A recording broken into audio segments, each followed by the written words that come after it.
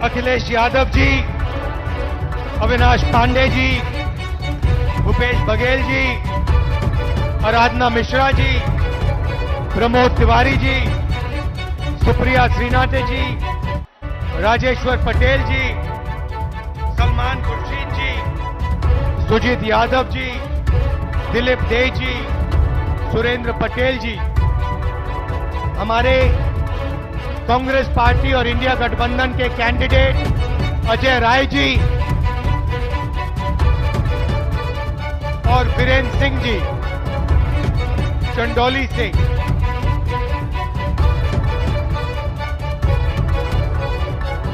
Stage पे India गठबंधन के वरिष्ठ नेता हमारे बब्बर शेर, प्यारे कार्यकर्ता इंडिया गठबंधन वाले, ये जो दो लड़के छत पे खड़े हैं, आप सबका यहां बहुत बहुत स्वागत भाइयों और बहनों।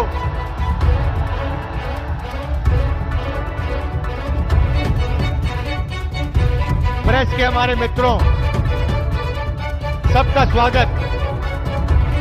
ये भैया प्रेस के मित्रों कहता हूं, मगर ये हमारे मित्र नहीं हैं, ये अदानी के मित्र हैं। 24 घंटा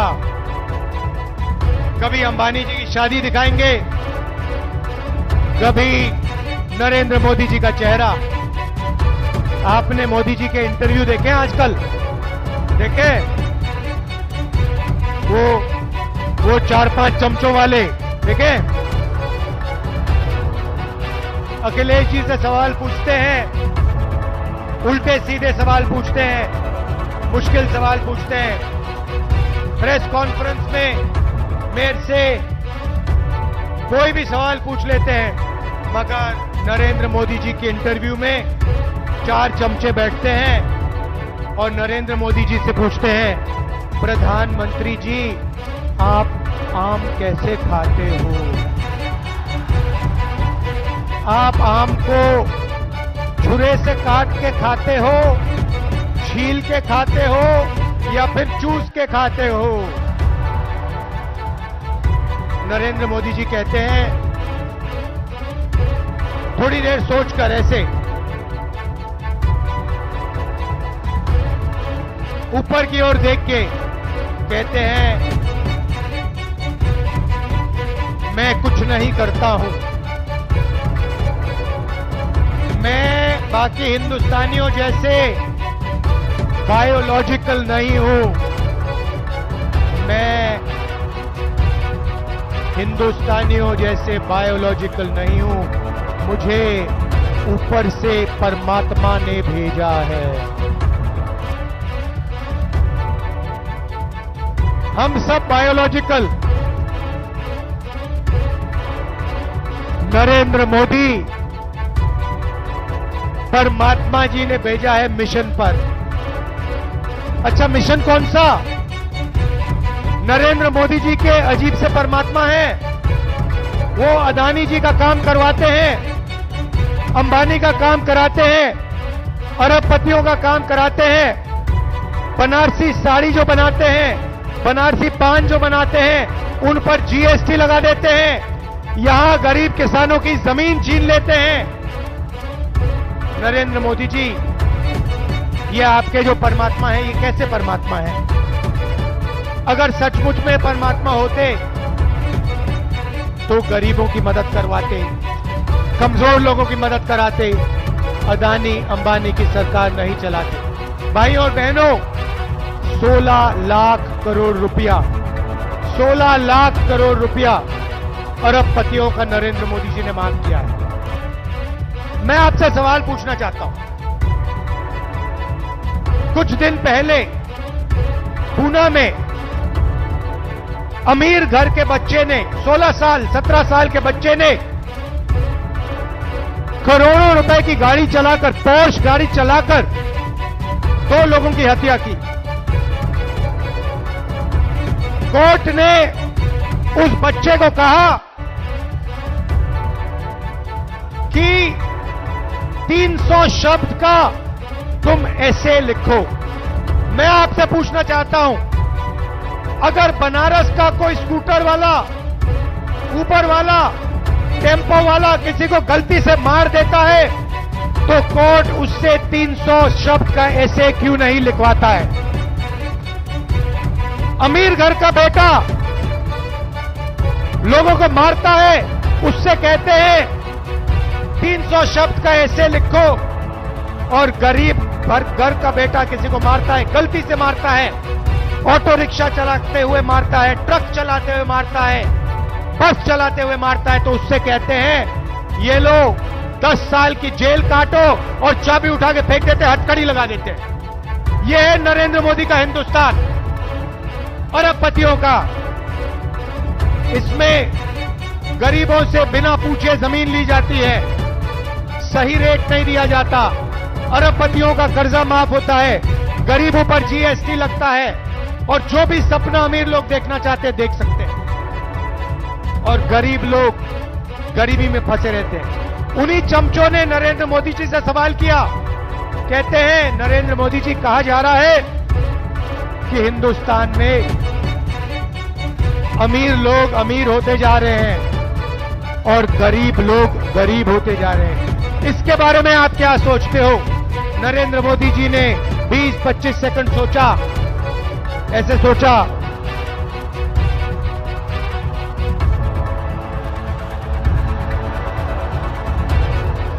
उसके बाद चमचों से कहते हैं, तुम क्या चाहते हो कि मैं सबको गरीब बना दूं? नहीं नरेंद्र मोदी जी, हम चाहते हैं कि जो सुविधाएं अमीर लोगों को मिले वो गरीबों को मिले। जो बैंक लोन उनका माफ होता है वही बैंक लोन छोटे व्यापारियों का माफ हो, वही बैंक लोन किसानों का माफ हो, वही बैंक लोन स्टूडेंट का माफ हो। जो उनके लिए आप करते हैं वो गरीबों के लिए आप कीजिए, ये हम चाहते हैं। भाइयों और बहनों, इंडिया गठबंधन ने मन बना लिया है, इंडिया गठबंधन ने मन बना लिया है। इन्होंने 16 लाख करोड़ रुपए अरबपतियों को दिए, अब हम लाखों करोड़ रुपए हिंदुस्तान के गरीब लोगों के बैंक अकाउंट में डालने जा रहे हैं।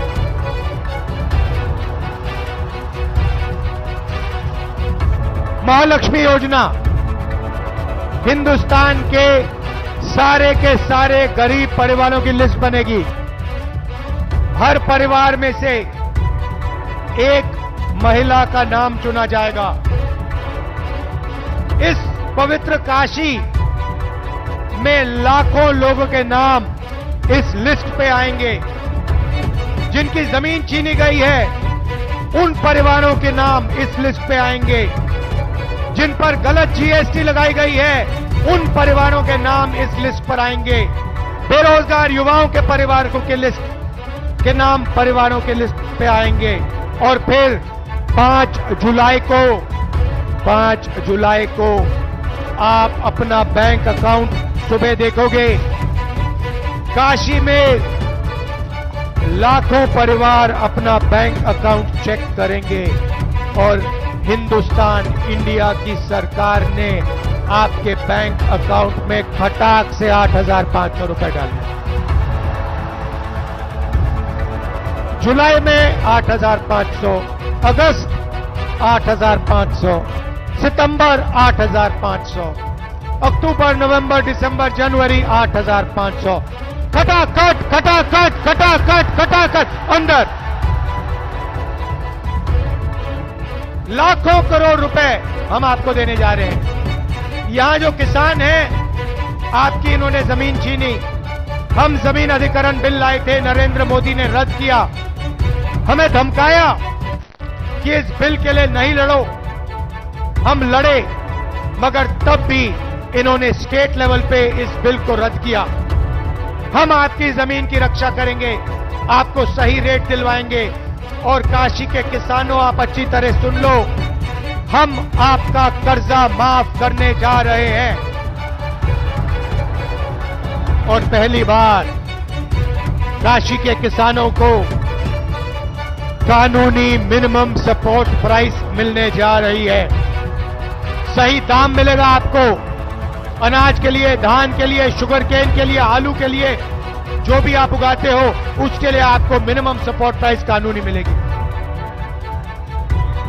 भाई और बहनों, पहली बार बनारसी साड़ी वालों पर, बनारसी पान बनाने वालों पर जीएसटी लागू की है। हम इनकी जीएसटी को बदलने जा रहे हैं, सरल जीएसटी बनाएंगे, एक जीएसटी होगी और जो मेहनत करते हैं, जो दलाली नहीं करते हैं, उनके फायदे की जीएसटी होगी। छोटे व्यापारियों की, बनारसी पान बनाने वालों की, बनारसी साड़ी बनाने वालों की जीएसटी हम बना के आपको दे देंगे। मजदूरों को आज मनरेगा में 250 रुपए, जून 4 के बाद 400 रुपए। आंगनवाड़ी आशा महिलाओं को जितनी आमदनी मिलती है उसको हम डबल कर देंगे, उसका दुगना आशा और आंगनवाड़ी की महिलाओं को मिलेगा। भैया ऊपर से गिर मत जाना, गिर मत जाना, ध्यान से। अब मैं बात करना चाहता हूं देश के युवाओं की। नरेंद्र मोदी जी ने सेना का और हिंदुस्तान के देशभक्त युवाओं का अपमान किया। पहली बार उन्होंने जवानों को मजदूर बनाया। भाई और बहनों, अग्निवीर योजना को इंडिया की सरकार रद्द करने जा रही है। इस योजना को 4 जून के बाद इस योजना को हम ऐसे फाड़ कर कूड़ेदान में फेंकने जा रहे हैं। एक तरीके का जवान होगा, सबको शहीद का दर्जा मिलेगा, सबको कैंटीन मिलेगी, सबको पेंशन मिलेगी। हम ये अग्निवीर योजना नहीं चाहते हैं।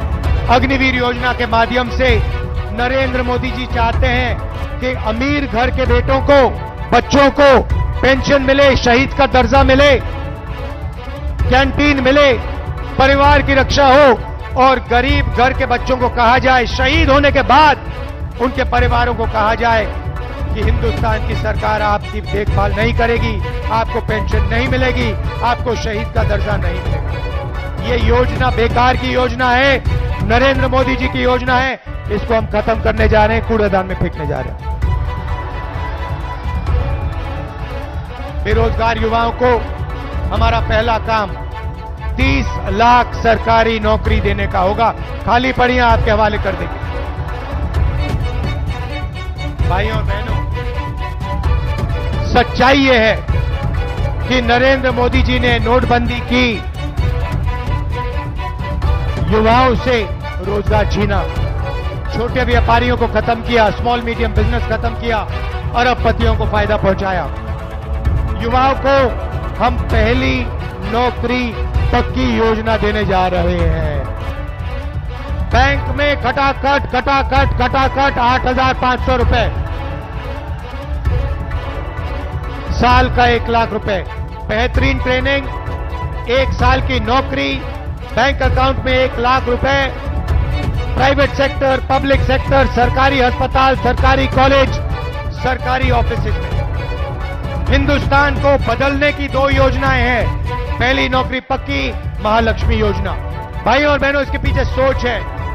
उन्होंने अरबपतियों के बैंक अकाउंट में पैसा डाला, अरबपतियों ने इस पैसे को अमेरिका में, जापान में, दुबई में खर्चा। हम आपके बैंक अकाउंट में पैसा डाल रहे हैं, आप इसको काशी में, वाराणसी में, उत्तर प्रदेश में, बाकी प्रदेशों में खर्च करोगे, शहरों में, गांव में खर्च करोगे। T shirt, shirt, pant, mobile phone, जूते, मोटरसाइकिल, स्कूटर, मोबाइल फोन, ये चीजें खरीदोगे। जैसे ही आप ये प्रोडक्ट्स खरीदना शुरू करोगे, वैसे ही हिंदुस्तान की अर्थव्यवस्था शुरू हो जाएगी। फैक्ट्रियां एक बार शुरू हो जाएंगी, मेड इन इंडिया होगा, मेड इन चाइना का मुकाबला होगा और उन्हीं फैक्ट्रियों में हिंदुस्तान के करोड़ों युवाओं को रोजगार मिलेगा। हम हिंदुस्तान की अर्थव्यवस्था को जंप स्टार्ट कर रहे हैं, चेन बना रहे हैं। गरीबों के बैंक अकाउंट में पैसा डाल रहे हैं, किसानों के बैंक अकाउंट में, मजदूरों के बैंक अकाउंट में, महिलाओं के बैंक अकाउंट में, बेरोजगार युवाओं के बैंक अकाउंट में पैसा डाल रहे हैं। आप ये पैसा खर्च करोगे, फैक्ट्रियां चालू हो जाएंगी, मेड इन इंडिया होगा, इन्हीं फैक्ट्रियों में आपको रोजगार मिलेगा। हिंदुस्तान की अर्थव्यवस्था खटाखट शुरू हो जाएगी।